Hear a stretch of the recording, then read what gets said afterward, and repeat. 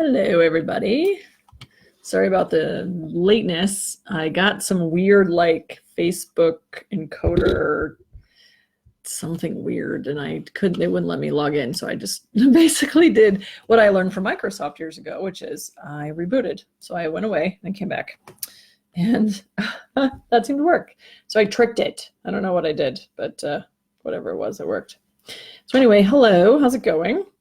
I'm bringing up our questions for the week. I do have, let's see, announcements.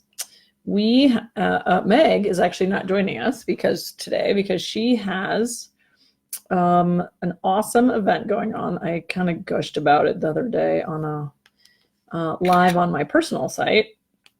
But basically, it's the South Dakota it's the South Dakota Corrections Association. So not a state agency. It's actually the Professional Association for Correctional Officers.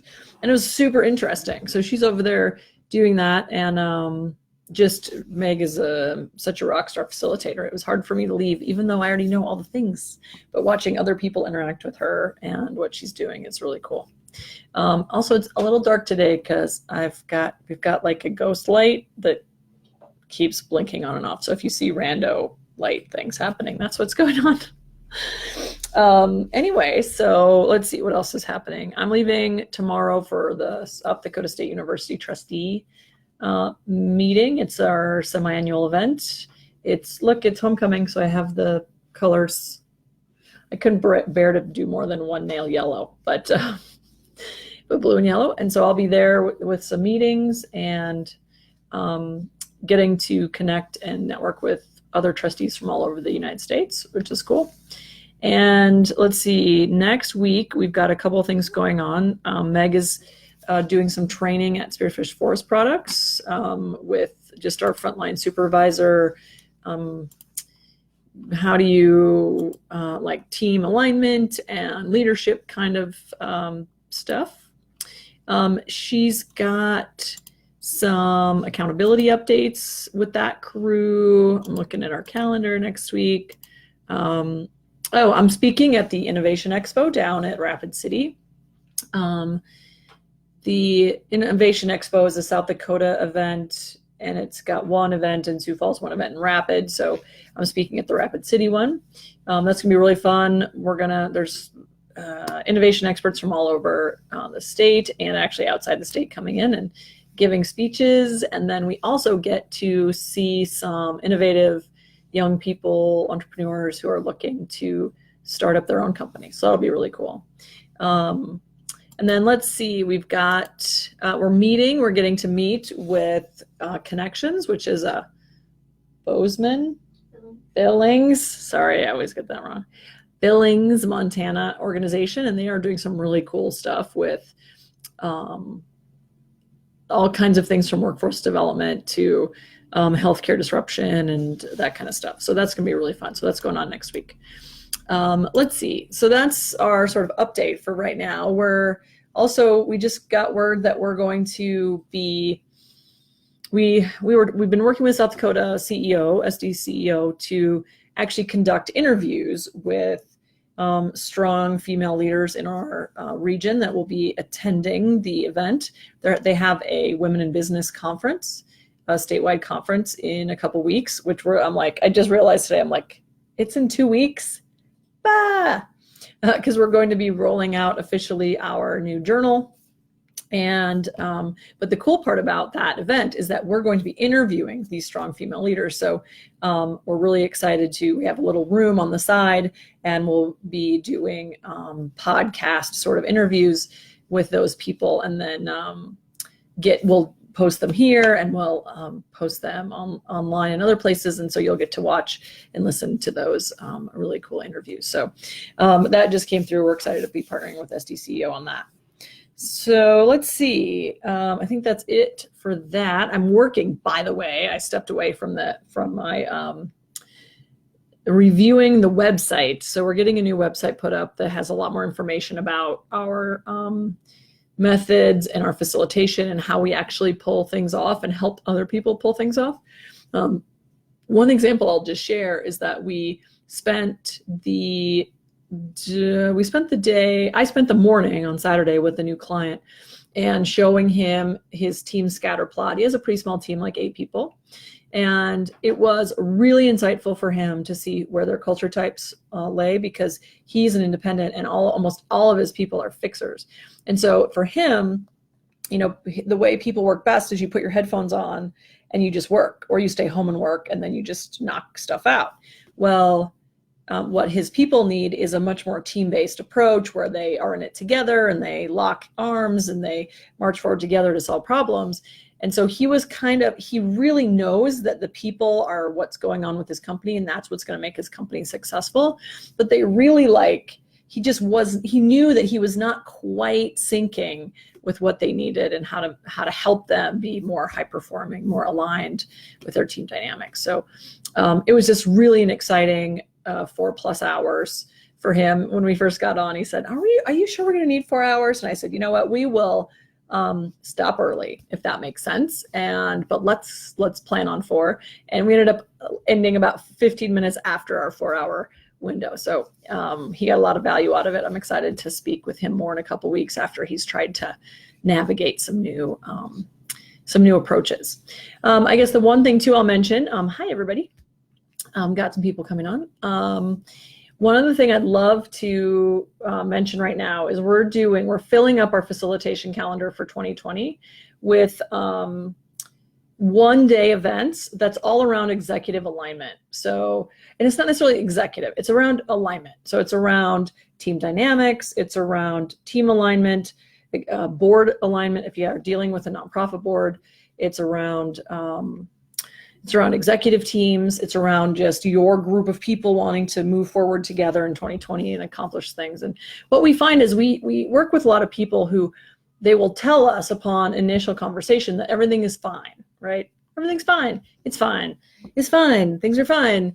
Things are fine. Well, we decided our new tagline is, when fine isn't good enough, or don't settle for fine. I noticed one of our website editors put that in a couple places.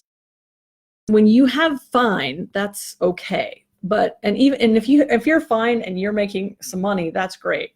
But if you're fine and you're making some money, imagine how much more money you could be making if you were exceptional. Or if you're fine and you're barely making it, imagine how much easier it would be if we got everybody aligned and working in the same direction. So we're excited to do that. We've got it's amazing the value for a single day. It's all about understanding the dynamics of your team. It's about commitments and values around how you're going to work together. It's around understanding where you are today, where you want to be, and how to actually get your team to go there and to all drive there together. So it's a really, really fun event, a really fun opportunity. So if you're interested either in your own team, whether it's 2 people or 50, let us know. We'll get you on the calendar and we'll get you set up to have 2020 really have a rock star 2020. All right, so we had a really fun time at our accountability summit last week, and we had 8 companies join us and just kind of working through their challenges and discussing how we could help and use our philosophy and our framework to get them there. It's so much fun, and it will change the way that you see the world. It's a thrill. Okay. All right. So today is about organizers, and organizers are our most rare group. I think they might be tied with independents, but so organizers are self-driven and they are order tolerant. That does not mean that organizers are organized, like their desk is clean. I'm a fixer. I'm a chaos person. My desk is pretty orderly, mostly because I work better if I don't have a mess around me. And that really doesn't have anything to do with the kind of work I like to do. So we have to remember that, because a lot of our organizers are like, but I'm not really, everything's a mess. And that's not really what we mean. What we mean is that organizers like to have things predictable, understandable. They like to know what's going on, see the future, know what's going to happen, right? But one of the biggest challenges for organizers is they're self-driven, and that's great for them, like in the sense of they can work independently, they can be an individual contributor, they can be an entrepreneur, they can do a lot of things. The challenge with them in a team environment is that they just don't have that connection to people the way that stabilizers and fixers do. And it's not negative, it's just what is. And so the important thing is to remember that is in play. So a more team-driven person might say, why would you say that? That'll hurt somebody's feelings. But organizers will say it because for them, it's just collecting data or asking for a clarifying question. And someone might have hurt feelings about that, but it's not necessarily like in their mind, it's not hurting someone's feelings, it's just gathering data. So you have to be aware of that happening. Other things that we hear about the challenges of working with an organizer, especially one in a leadership role, is that they tend not to mentor well. They are difficult to have meetings with sometimes. Like these self-driven people are the ones that literally could care less if they ever were in a meeting. In fact, I saw one thing on Facebook, a meme today on Facebook that said something like, this meeting smells like it could be an email, and so this is why I drink. And so that's really a self-driven message. So people that don't like meetings, like you see people saying, meetings shouldn't last more than 7.5 minutes or whatever the rules are, but that is a very self-driven perspective. So it's the rest of us, which is the majority, 65% or so, we need team. We need to, like I was just talking to a friend of mine who runs her own, she's a massage therapist, she's amazing, Vicky from Healing Haven. We were laughing yesterday because she said she's independent probably, or an organizer, definitely self-driven. And so she was smiling because she's like I was telling some stories about some of our awesome results that we work with clients on. And she said, she had this big light bulb moment, like, people actually want to talk to other people. And I'm like, right, ta-da. And she was just like so surprised. And it's really about that understanding that people are working differently. So because most of us under stress, like my CEO that I was working with on Saturday as a self-driven independent, he was like, put your headphones on and go to work. And most of us are like, hey, how you doing? Like when we're stressed out, hey, how you doing? How you doing? Hey, let's do this together. Let's go. Are we ready to go? Can I go eat some coffee? What can I do to help? Like that's how we act, team people. And those people, just self-driven people, just don't act that way. They don't have that need to be connected in that way to people. And it's really an eye-opener if you work with an organizer. Oh, hey, Dee, good to see you. It's really interesting to work with an organizer and recognize they're an organizer because they do work very differently than a lot of other people in a team environment. In fact, I would wager that most organizers either work with other organizers or they work in a department or a part of your business that is very that suits being isolated. And we would say isolated, they would say left alone, right?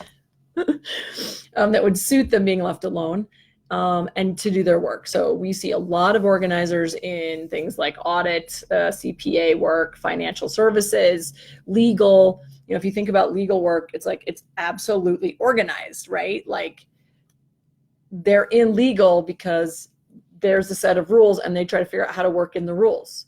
It doesn't matter what your emotional connection is to anything, right? It's all about the rules. And so maybe you don't like the rules and you want to change them, but it's still very divorced from emotional attachment to those rules. So anyway, super fun and interesting when you get to know that you're working with in those environments. So if you're already working in those environments, you'll probably start recognizing some of these potential conflicts. The other thing that's been really insightful and interesting for us is that financial services and legal, mostly financial services though, are really right now amping up with us. I'm speaking at the South Dakota Banking Association in November. They're having an emerging leaders event about culture. They really resonate with this idea of creating framework and structure around people because people are messy, and how do you balance all that? And so it's so interesting to think about, okay, well, there are probably some organizers in the group, or they work with organizers and they see these very different tendencies, and they are trying to wrap their head around it.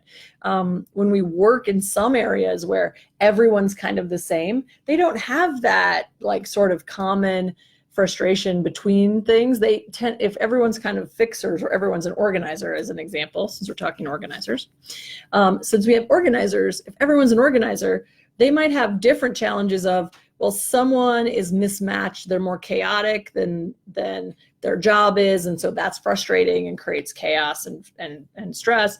Or maybe all the organizers are kind of running in their own direction because they're all self-driven and they're taking care of the things that they care about and not the going in all together. So we still see challenges, but we tend to not see that really frustrating, you work this way, I work this way, and we drive each other crazy kind of problems.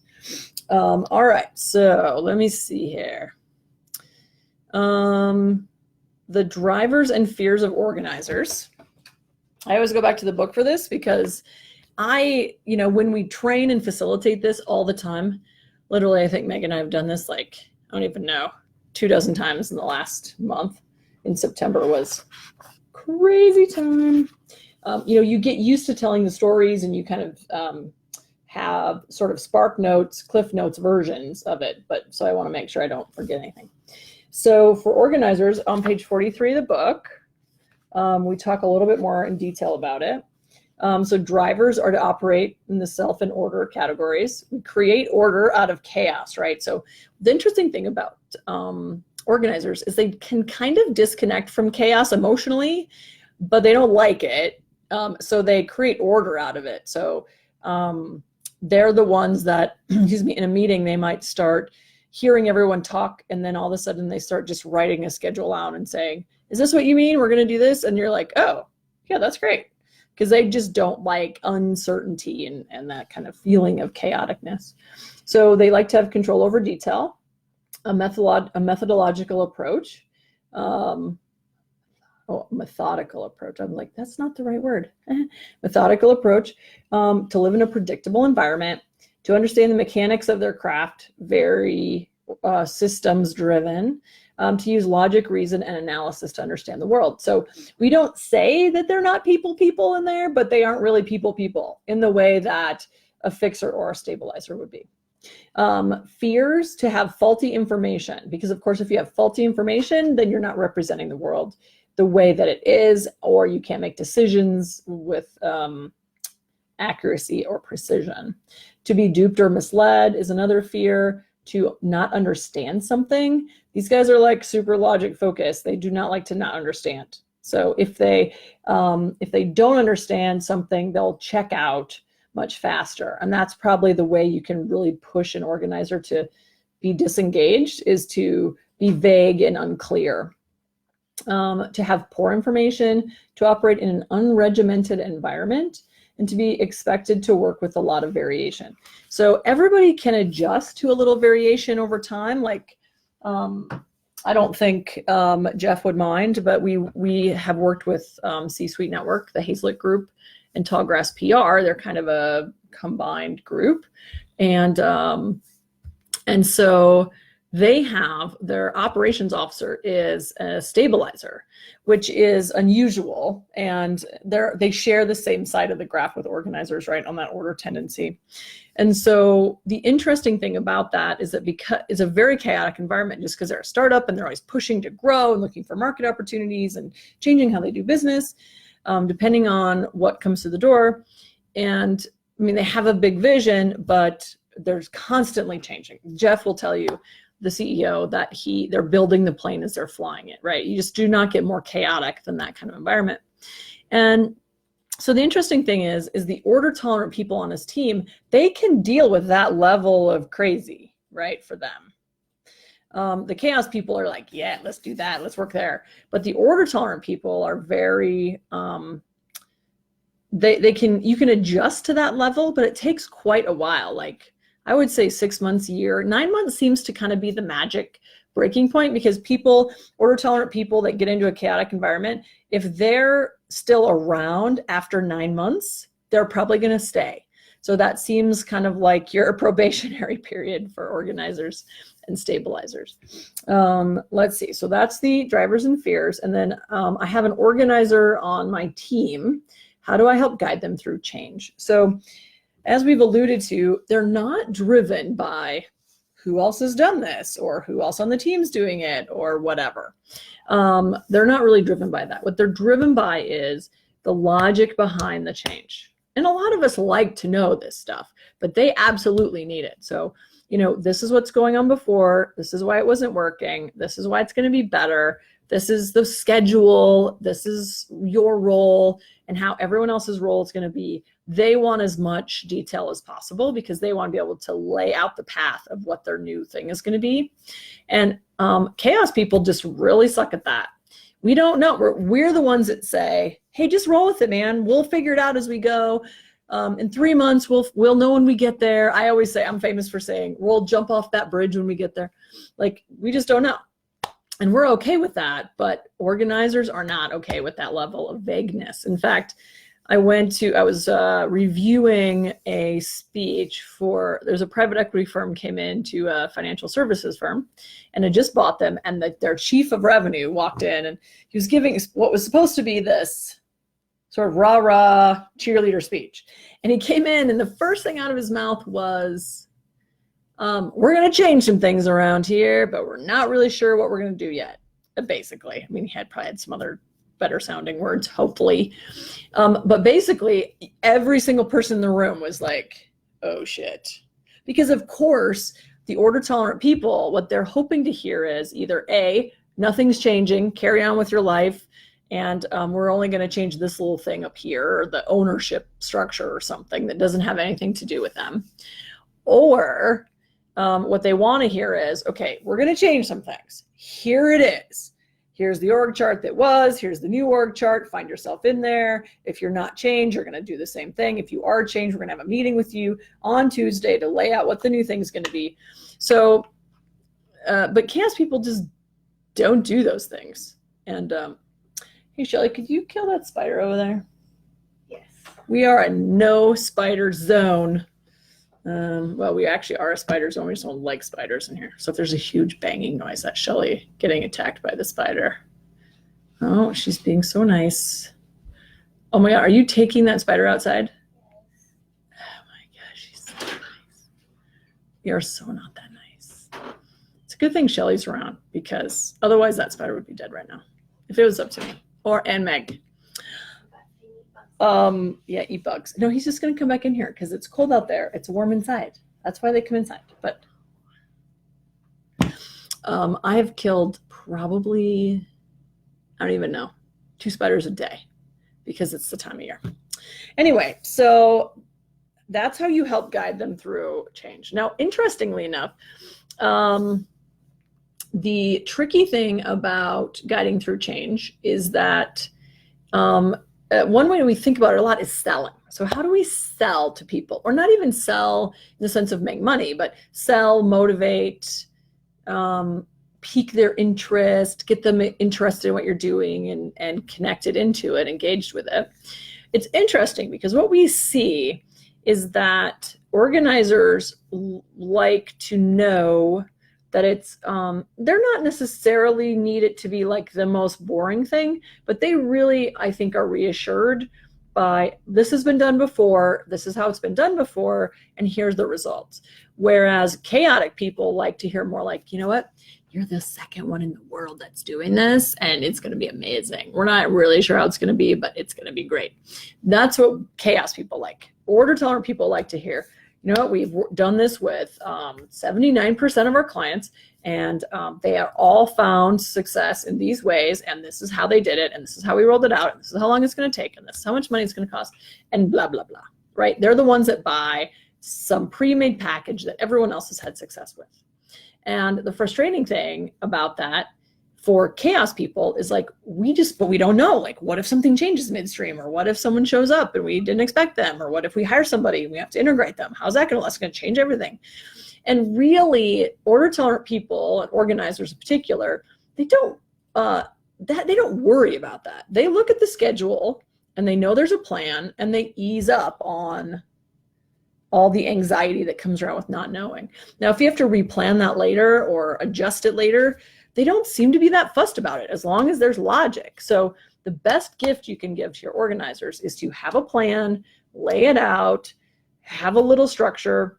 And frankly, it probably serves the chaos people too, in the sense of taking it out of your head and putting it on paper. I just spent half a day with a client who has these huge projects going on. Some are huge, some are small.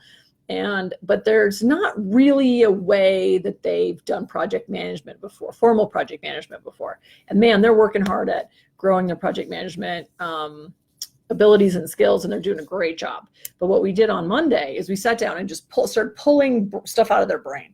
So like, tell me about this. Who works on it? How many people? How long does it take? Blah, blah, blah. And then you can start doing this logic puzzle of, okay, we're going to take this task and we're going to add this. This can't happen at the same time, so we're going to put that over here, and this person's going to do this. And you get to actually create this logical structure. And I tell you, you could see the stress levels of everyone go way down, because when you have all of this stuff in your brain and you kind of have what you think you want, or a list that you can just check the boxes, that is something, at least you've thought it through, but it doesn't really let you off the hook as far as worrying about forgetting something, or what if you don't have the right resource, or what if you don't have the money, or what if the timing doesn't work, and then how do you rearrange, and then it's all in your head. And so the gift really that organizers can give us is by insisting that we take it out of our head and lay it out, and doing that we can see where the gaps are, where the overlaps are, how we can be more efficient. So having an organizer around might drive chaos people nuts, but it's really beneficial for lots of reasons, especially business reasons, specifically when it comes to planning, efficiency, operational effectiveness, and all that good stuff. So go organizers. We don't see them in very many companies. Often, if it's not a financial services company, I thought for a long time we were just missing them. Like, oh no, our test isn't any good. It's not finding the organizers. Well, it turns out they were all in financial services. Or if you see it, like if you think of a company we worked with, a big holding company, and the organizers were the CFO and some of his people, right? So the chief financial officer only worries about budget. He has to interface with the people, but he doesn't, it's sort of devoid of emotional commitments. Like, this is the budget, this is how much we have, and this is how it goes. And if you can imagine, that would be so much easier to be a chief financial officer if you didn't have that, like, oh, I'm going to upset Meg if I tell her that she doesn't have enough money this year. It's like, nope, we don't have that much money this year. Like, it literally is very cut and dried. And so you can see where being a CFO in that environment would be really great. Now, they might be criticized by saying, you're heartless, or you don't seem to care that I have to cut people, or they don't have enough money, or whatever. And that's probably how other people feel, team-driven people feel. But at the same time, that probably suits that role from the perspective of them. They're not tugged in 1,000 different ways. So, all right. Well, I think that is all for organizer questions. If you have any other questions, throw them up. There's always like a 20-second delay, so I'll give you a little bit of time. I'll kill some time thinking about it. It snowed today in recent news. Boo. And actually, the saddest part of my day was a baby deer ate all of my apple trees, which was sad. It's a longer story, but anyway, I'm just flipping through some pictures on my phone, and because I wanted to show you that. So when we do an event with big groups, what we do is we give people poker chips. I have some like actual clay poker chips, like Texas Hold'em style, and we give everybody a couple poker chips, and then we ask them what they really want to talk about or analyze or understand better or have conversations about. And in this particular case, the winner was, let's see, communication, effective communication, and retention and recruitment, followed by a tie of consistency and accountability. So it's interesting because what happens is when we give you like if we give you 3 poker chips, let me see if I can get that better. Then you can vote all 3 in one bucket, split across 3 ideas, put 2 in 1, whatever. And the cool way about that is that then you can weight your answers if you choose. And so out of a big group of people, we can start seeing definite patterns in what's going on in their organization. So it's just a really fun way to, hey, Teresa, it's a really fun way to actually collect kind of in an anonymous way and figure out what people are really worried about. Okay, so thank you guys for being here. Since you don't have any questions, I'll sign off here. I just have to say, I have to give super gratitude to you for being here and for people that are watching the replay on video. We have just had a phenomenal summer. I work with Elizabeth Purvis as a business coach. She was looking at, she had a focus on high growth season this year, so the past 6 months. And I look back, and when we're in it, you're in it, your head's down, you're working and analyzing everything and thinking about all these things you would be doing. But we have delivered to so many new organizations. We've been called back by almost every one of those to do additional work. We have international clients. We have just met an incredible group of people from all over. We've grown our companies, companies that we've supported have grown phenomenally. It has just been the hell of a year. So as we move into fall and a little bit more, I noticed last night it was getting dark super early, a little less light, a little more chill energy. Just wanted to express my gratitude to all of you and our community and the people that believe in us and support us and what we do, and believe that we can change the world by supporting each other, leaning on each other, and lifting each other up. So thanks a bunch, and I will see you next Wednesday. Bye, everybody. Mwah. It's not ending my live. I'm going to click again. Bye.